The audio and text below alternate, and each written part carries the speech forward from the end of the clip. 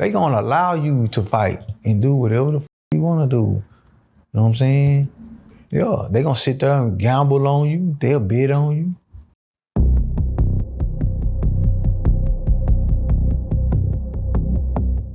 The drug problem, you went in the 90s and just got out. How did you see the drug problem change? Because again, you know, in the 80s, late 80s, 90s, crack was a real problem in the black community. And then of course, you know, heroin, you know, other things like that. But then you start forming into K2 and fentanyl. And for the drug game, how did you see that affect the prison system throughout? Shit, bro. For the first, again, drugs wasn't really just that paramount down there like that. The weed, you know what I'm saying? You smoke that weed, you might get some crack every now and then. You might get a little heroin, a little ice like that. That shit ain't really, but back then, that shit wasn't out like that. You know what I'm saying? So when I first went to prison, it was all about the weed and the squares. You know what I'm saying? And we really was chilling everybody out, bro. You know what I'm saying? We were young dudes, bro. On them blocks, man. Smoking weed, hanging out. Just like, it'd like you'll go to a block and that motherfucker be like you in the hood. Know what I'm saying? Yeah. Yeah, for real. Damn. They had blocks, but they put us on a block called the Predator block. There was a block where all the dudes that was quote unquote affiliated or had any kind of respect in the penitentiary or any kind of recognition, they put you on this block so they can monitor you all the time. Man, everybody on that motherfucker affiliated. The whole block. Can you imagine that shit? Yeah. Damn. Crips, Bloods, folks, man, everybody on this one block. You know what I'm saying? This whole thing, just gang. Ain't nobody else on here but gang members. Could you imagine how much drama was on that motherfucker? Come on. Free time. You know what I'm saying? They set it up like that and they sold it to the system like we putting them over here, isolate them away from everybody else so they won't influence nobody else. But motherfucker, we ain't influencing them. You put us over here you got me clogged in with this motherfucker. Yeah. You know what I'm saying? You think the guards just want to see some action at times? Yeah. The guards gonna let you squabble. Yeah. They gonna allow you to fight and do whatever the you wanna do. You know what I'm saying? Yeah, they gonna sit there and gamble on you. They'll bid on you. Yeah. You whoop him, I'll bring you a pack of tobacco. You know what I'm saying? Yeah. Shit like that. Damn. No. Did you see when the K2 era took over, as far as what that K2 started doing? That K2 was fool, bro.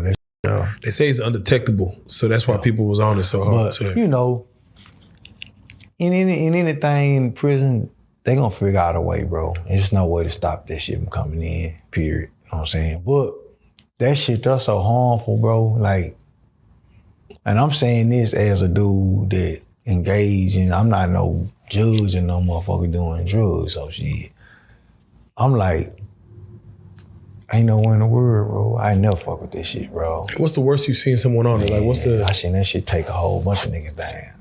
Yeah, I've heard people jumping off the 2-row, people bro, swimming in their own piss. I done seen motherfuckers get on that shit, bro, and turn their life upside down like crack, bro. That's the new crack.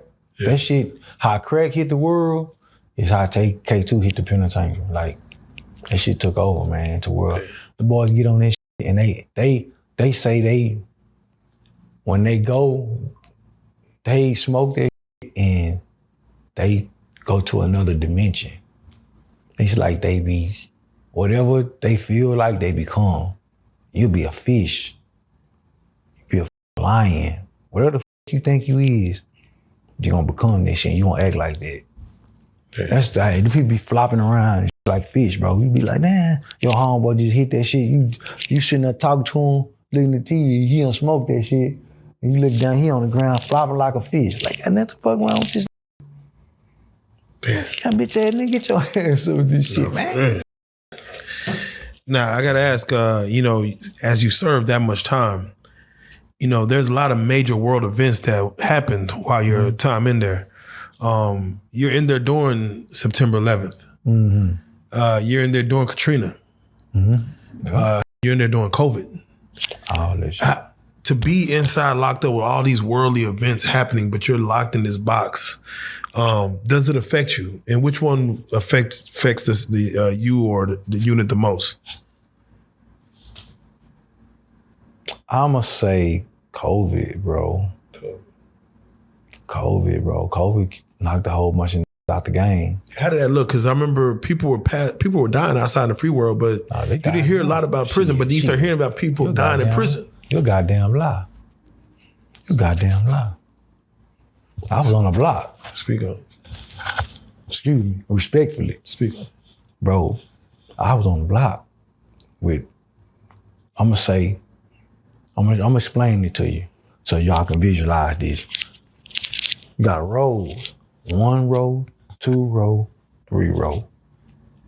You got maybe 30-something cells right here, 30-something cells right here, 30-something cells on this row, on all the way around.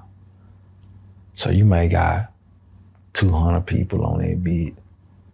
When COVID hit, bro, on my block alone, I say about 7 people died. 7 people, bro.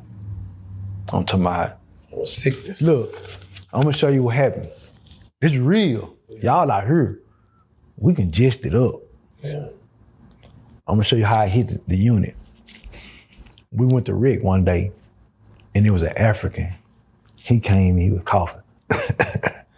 Everybody, man, get your motherfucking ass on all that cough. This folk, we ain't know nothing about no COVID, none of that shit. We just have a cold. Man, all that old coughing on the motherfucker. Get your motherfucking ass on playing with the law. He cool, law.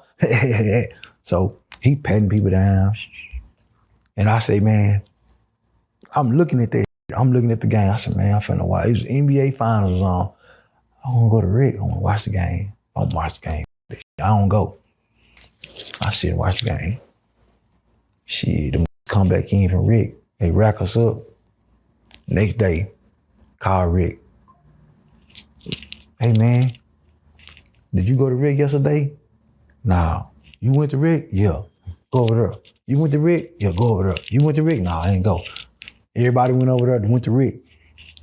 Took their ass. Know what I'm saying? What the fuck that shit is? So I don't know, shit. Rack it up.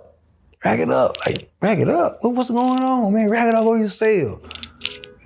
Rack everybody up. Man, that motherfucker African last night, that motherfucker had COVID, man. Them people went to Rick, them people test positive, man. Damn. I say, what? Hell yeah, all them in quarantine, all them motherfuckers. I'm like, damn. Yeah. So look, we like, maybe like 7 days later, shit. They come and get them boys. Getting them. Them old people.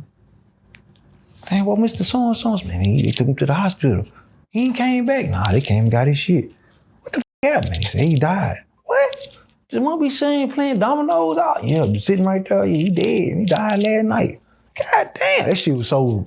I'm like, man, give me a test around this motherfucker. You know what I'm saying? Because this shit is too right here. You know what I'm saying? Like, you balls and you know what I'm talking about? You can touch people. Like, they put masks on. Everybody got to wear a mask and shit. So I'm like, damn.